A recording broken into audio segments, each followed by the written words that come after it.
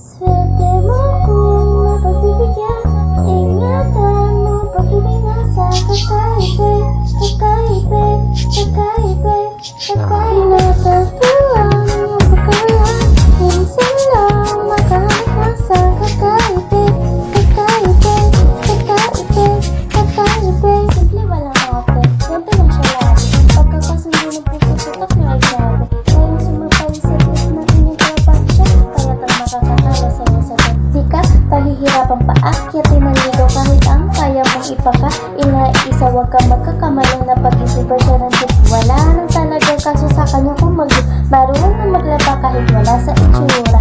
Di na rin kailangan pakustura. At kahit na kaninong modeling na kakilala, nag-iibi ang lahat sa galing na makisandi na na nakalagay na mabilis isang bilang. Pero maglaba pa lang magtatapat nagpusta.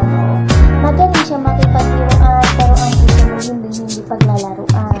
Swerte mo kung mapagbibigyan, ingatan mo pag-ibig sa kakaiba, kakaiba, kakaiba, kakaiba. Natatuan mo pagkawala, minsan lang makahanap na sa kakaiba, kakaiba, kakaiba, kakaiba. Simple lang pumanong pero sabi ay nagay, kalakita ng marihan ng bari ay nagay.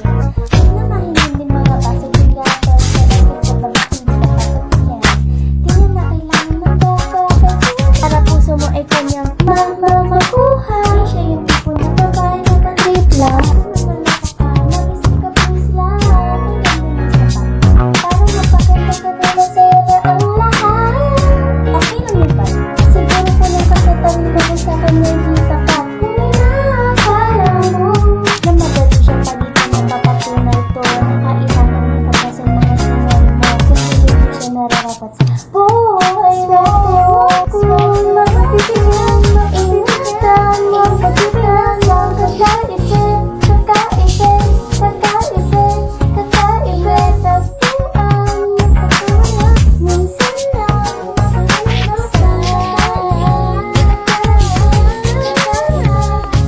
hindi mo siya maririnig, huminang tawa. Mararamdaman mo na lang at magugulat at gagaan ang loob, kaya siya ay walang katulad.